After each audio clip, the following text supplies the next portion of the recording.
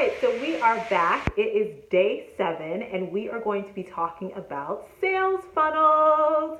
So, I love sales funnels because they are literally the system that you take a prospective customer through from the first time they actually learn about your brand and who it is that you are, all the way into making their first purchase, and then from making their first purchase to upselling them into additional products and services. And so, that entire process is what we call a sales funnel. Now, there are two kind of main different types of sales funnels that marketers use to sell products and services. And so the first one is called a free to purchase sales funnel, and the second one is called a direct to purchase sales funnel. And so let's talk about the free to purchase one first, because it's a little bit more intricate and has a bit more, like some more pieces that I kind of want to get into. So regardless of what type of sales funnel that you actually use, every single sales funnel starts with an advertisement or some sort of entry point into the funnel. So yesterday we talked about creating great copy and storytelling in your advertisements, both in the text and also on video, so that your customer can feel like you understand their pain points. They can see themselves, inside of the story, inside of the ad, and they're going to be encouraged to click. Okay, so that's where we left off. Now, what we're talking about today is what happens after they click. And so after they click on a free to purchase sales funnel, they are usually offered something for free. So it's like a free class, it's a free audio, it's a free ebook, it's a free call, something for free that they get to go deeper and learn even more about who you are or your products or services. So this type of sales funnel is actually really great for people who are like coaches or in, services industry, whether you're, potentially like an attorney or a realtor or something along those lines. But this type of funnel is great because people get the opportunity to kind of experience something that you're offering, or a taste of it at least, not the whole thing, but a taste of it for free. So, but you don't just give away the free thing without something in exchange. So that's why you always see, enter your first name, your email, maybe your cell phone number, etc. So I get your information so I can continue to market to you in exchange for giving you something for free. Okay. One of just the little pro tips that I always say is that in terms of when I take your information, first of all, that information has to go somewhere, right? So it goes into some sort of, customer relationship management database, also known as like an email database. So, Infusionsoft, ConvertKit, some people use MailChimp or something along those lines, but it goes into some sort of base, or a, text messaging base or something along those lines that will collect the information and the habits as well of your customer. So in exchange, for you giving me the information, you get a free class. Now, when I ask for that information, I want to make sure that I'm organized because it's going to affect the way that I can communicate and target. So I see a lot of mistakes when people put these forms on their site to collect information, and they just put something like name versus like first name, last name, phone number, email, etc. So what happens if I just put name? Some people automatically think that they just should put their full name in there. So then when I go and say, like, I want to try and customize an email to say, hey, first name, etc., it ends up saying your full name, because the customer thought rather, to put their entire name because you weren't specific. You didn't say, put your first name here, put your last name here, etc., etc. That way you have the ability to customize your marketing because again, everyone wants to feel like they're talking to a friend, your storytelling, that they can relate to you, that you're human, that you're not just a company or a brand. And so being able to actually customize and have those data fields separated is super important. So that was just kind of a pro tip. All right, so back to talking about this free to purchase funnel. So after I opt in to get this free class, let's just say, it can be again, free class, free audio, free, call, free ebook, etc. But I'm going to use the example of a free class. So after I opt in, I give you my information to get this free class. I watch this free class, and even better if you actually make them have to schedule it. And so the reason for that is because people will opt in to get a free class and then it'll just sit in their inbox, and they'll never actually watch it to even get to the next step of actually learning more about your products and services. So schedule it, even if it's pre-recorded, make people schedule it. That way they have it on their calendars. They know they need to sit down at a specific time to actually watch it. Okay, so that's another pro tip I just gave you all. So after I watch this class, or as I'm watching this class, I'm learning, you're tapping deeper into my pain points, right? So you're talking about all of the different issues, kind of related to the problems that your product or service actually solves. You're telling me kind of stories of how you've personally struggled or how your clients have struggled or both. And then at the end, actually, no, even while you're going, you're giving, just some quick tips and strategies in terms of how this can be solved. So you're giving me some free value. You're not just storytelling. You're also giving me, free strategies, free tips. And I'm learning, more and more and more kind of about like your expertise. And I'm like, wow, this person really knows what they're talking about. Like they really get it. They get me, they get the industry, these strategies they're saying, they make sense. Like, wow, I actually want to learn more. I want to go deeper. And so at the end of that free class, you then upsell them and you say, hey, so if you want to learn more, you want to go deeper, you want to solve this particular problem or pain point, in a structured, meaningful way, I have this,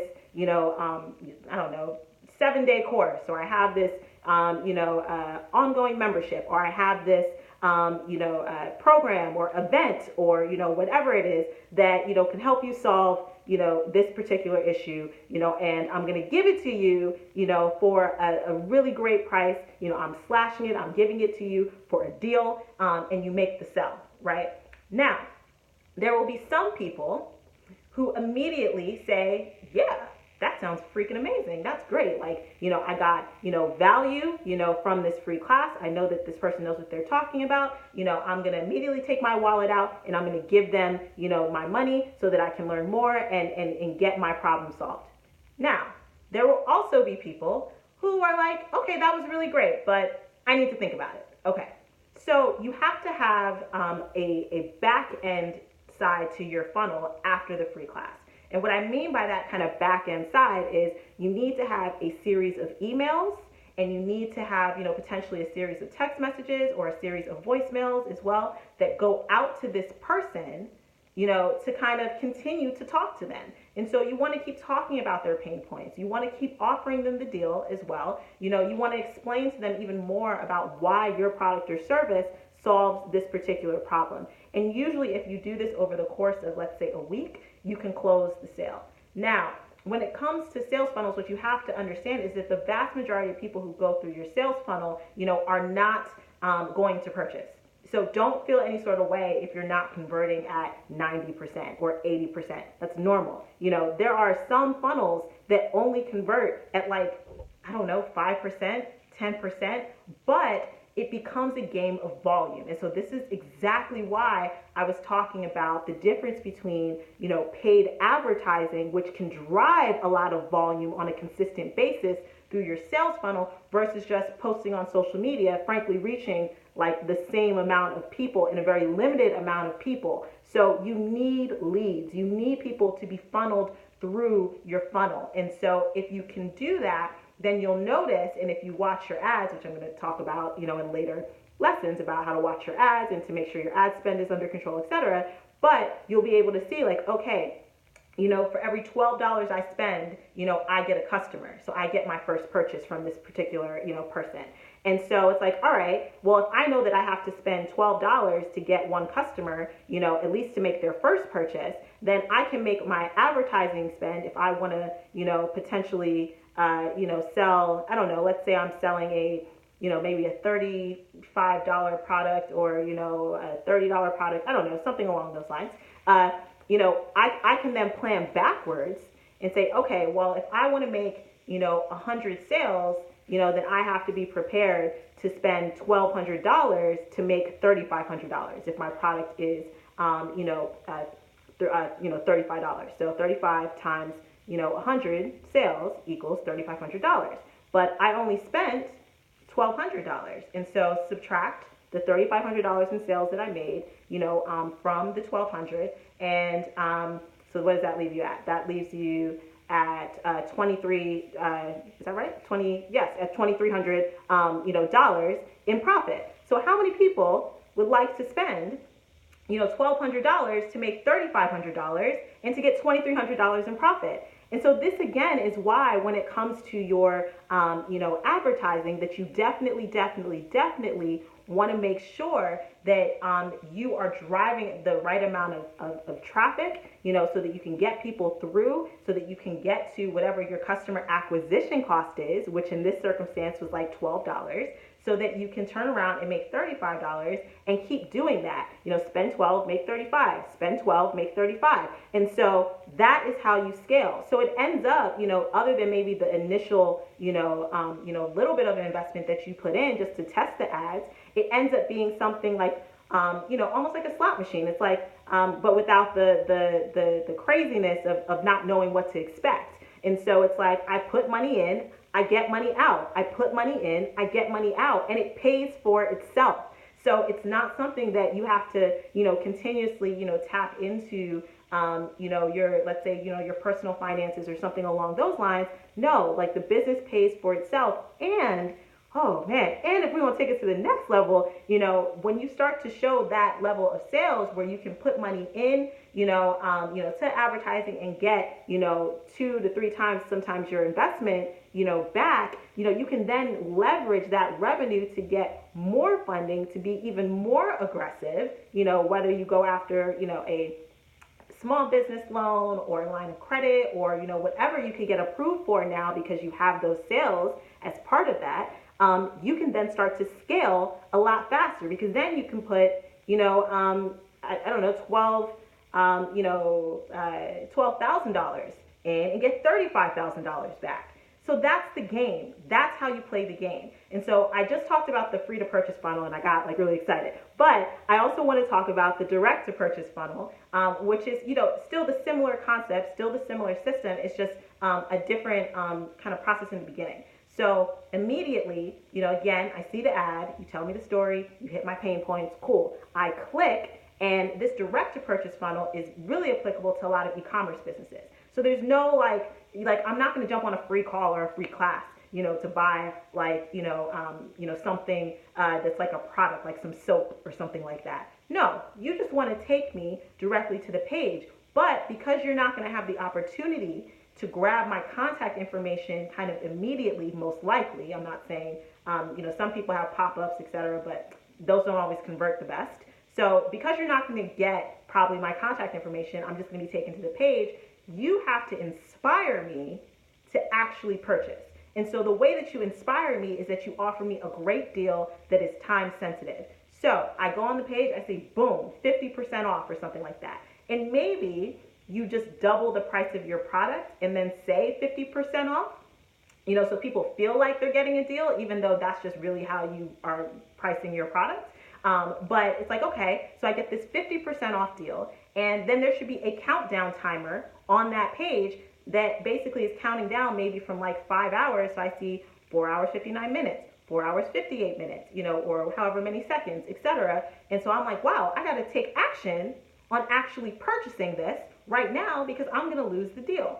And then again, the power of Facebook ads or Instagram ads is that even if I don't go through with the purchase, Facebook is tracking my behavior. And so if I don't go through with the purchase, that ad will continue to pop up in my feed until I do go through, with the purchase.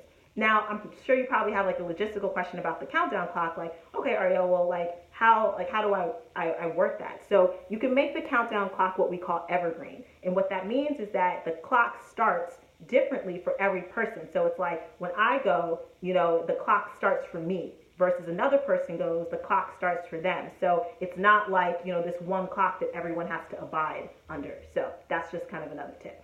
But okay, so I know I gave you a lot to think about, And today, honestly, I really just want you to digest. So there is no, necessarily